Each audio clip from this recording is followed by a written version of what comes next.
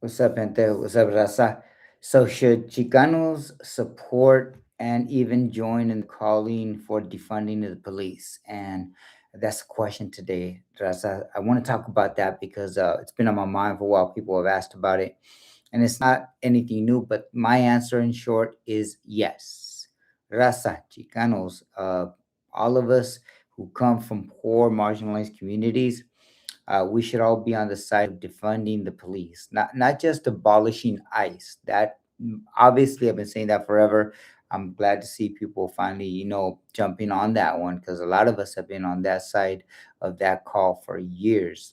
But abolishing ICE is now obvious, right? But what about defunding the police? What about defunding a lot of these law enforcement agencies?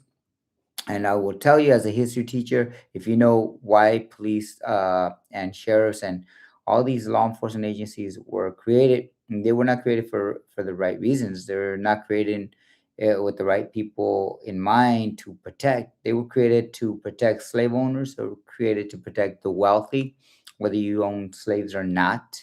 They were created to act as a secret, not a secret police, but actually a private police, a private police for the rich and the wealthy. And they were created to go out as bounty hunters.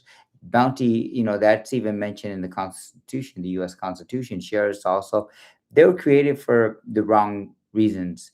If you're going to create a force that's supposed to protect the people, a people's army, or you say, well, then it should be for the people, not for the wealthy. And when we look at statistics and we look at hundreds of years of crime and crime fighting in the United States, who have they gone after? They gone after the poor.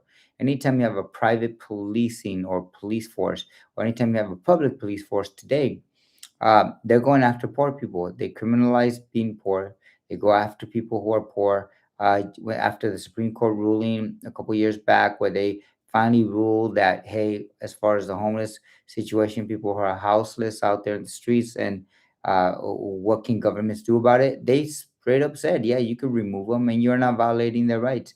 You could bulldoze them out of there, get them the hell out of there, and you are not violating their rights. Matter of fact, everybody from Gavin Newsom, the governor of California, to Donald Trump. Oh man, they cheered this on. They're like, yeah, because finally, they could do this without feeling guilty. They could do this and say, hey, the Supreme Court said, I got to do this. So it's a shame when you have policing that only serves the wealthy, the rich, the elite. So when I say defund the police, when I we call for defunding of the police, it's based not just on historical knowledge of why the police has existed, but also economic and elitism, where the wealthy get the protection, whereas the poor get the prosecution and persecution by police, including being shot dead on the streets by police. We've all seen YouTube videos. We've all seen the stories where George Floyd is not the first time, but where they hunt people down. They treat them like dehumanize them by putting their knees on people and shooting them while they get their head down. You got people from even as recent as Lorenzo from Houston, and that was the man, the Lorenzo Delgado, who in Houston ice hunted down, right? That's been going on forever, and the police have been getting away with that too. It's only been recent that police departments have had body cameras, and that's something a lot of us had to fight for and demand that they have. And ISIS had the money and the cameras forever, but they're not even using them. There's a reason for that, right? What are they hiding? So if we're gonna have a police force, if we're gonna have any kind of a force like that, it needs to be for the people, not for the wealthy, for the elite. It needs to be dismantled and done away with. There's models around the world, even in some of the poorest countries, where the police don't go after people and chasing them with guns. Matter of fact, in a lot of places, the police don't carry guns. The police, quote unquote, they have police officers, for example, in Cuba. I always go back to Cuba. As poor as it is, as much as the Trump administration today, and even going back as far as Kennedy and before him, that they've tried to destroy Cuba. These people have existed without a police force like we have here in the United States. Their police officers block traffic, stop traffic, so people were safe. Their police officers, give directions, help people out on the streets, literally give you directions, help you out. Their police officers do things that police officers will never do. And here in America, in case you don't know, police officers don't even have to work for you. The Supreme Court has ruled that they don't even have to act on your behalf. We think they're there for us. We pay our tax dollars, but no, no. In Cuba, that's by law. They must work for you, for the people. And I mentioned that example because one of the best things I've seen in Cuba, and some people I know what I'm talking about, it's called the communities. Because this is what is that's the other question people will ask. Well, what's the alternative? You get rid of the police departments, you defund the police, you get rid of these law enforcement. What's there? Well, in Cuba, for example, you have the committees for defense of the revolution, or comites, right, in defense of the revolution. These are communities in the neighborhoods are made up of people who live in these neighborhoods, and they look after each other. And really, that's the best way we should be doing it. And this happens and been happening all over the world. This is not a new concept. This is where communities take, they pledge to look after each other. They pledge to take care of each other. Your best alarm system is your neighbor, and you're your neighbor's best alarm system, right? If if you all keep an eye on the neighborhoods, and you all, make sure that people are honest by, making sure that if somebody gets out of line, that they're talked to. Hey, that's called community policing. You're not inviting people in with guns to shoot people, but you have a standard where people look after each other. That's nothing. It's no different than families. It can be done even at a micro level, small level like that. Now, what about, Cuba's 10, 11 million people? You've got, how do they handle things? Well, they do have military, so you've got crime. Yes, you've got things that go on. So how do they handle stuff?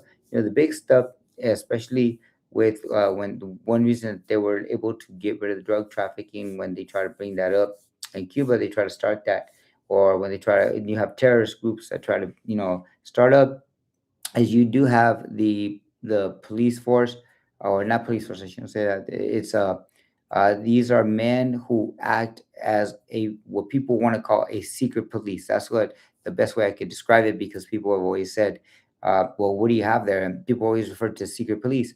And one, they're not secret. Two, they're not police. Two, they move in silence, but they're there. They're there, and people will say, well, yeah, those people there, and they're watching, and that's true. They're looking for anybody getting out of line, and I've seen them do some incredible things. When people try to come up and abuse women, oh hell no, they step in and they handle the situation, and they do it with class. They pull you. Oh man, the way they handle this, it's incredible. I saw that in Cuba one time. I think this guy was either intoxicated or something, but he thought he'd get away with abusing a woman. I've seen them do it where people try to do something where they try to get through with some rhetoric, that is not healthy, right? And they talk to them. Now they don't go around cracking heads and shooting people. That's not what they do. And don't get me wrong, Cuba's not perfect, but I've seen it done. Even freaking, if you look at England and countries like that, right, where they don't have guns everywhere, or other societies, they do handle situations in ways that could be done a lot better than just letting cops run around crazy, with guns and crazy weapons and shooting people and mistreating people. So there is ways to do it. And then ultimately, why do we say defund the police? Why do we say abolish ICE? Well, we say it because when you do that, when you abolish ICE, which is $70 billion, funding that goes to them, when you abolish them and take that 70 billion and reinvest it into housing, into healthcare, into schools, and you reinvest it into roads and communities, you're going to get a healthier people. You're going to get a healthier community. And really, that's what we need at the greater level, because the policing at the community levels, a lot of them get sued left and right, and there's lawsuits every day we don't hear about. I've been involved with some of them here in Fresno, California, where we've seen people sue because law enforcement shot and killed their loved one, right, unjustly. And so that happens every day. When we take the policing, we could even retrain those cops to do policing like they do in Cuba, right, where you're not going after people with a gun. So we do have to redefine policing as a health issue, because it is a public health issue. We do need to defund them so that they're not using up all these resources that could go elsewhere. And definitely, we got to get rid of ICE. So, on the question of defunding the police, I know a lot of people are scared to go there. A lot of people are afraid to take that on. Some people are even running away from that after calling for it years ago. But I believe that if we're going to evolve as people, the police should not be shooting people carrying guns. They should be doing what they do in Cuba. Best model I've ever seen, despite the poverty that they're forced to live in under the U.S. sanctions.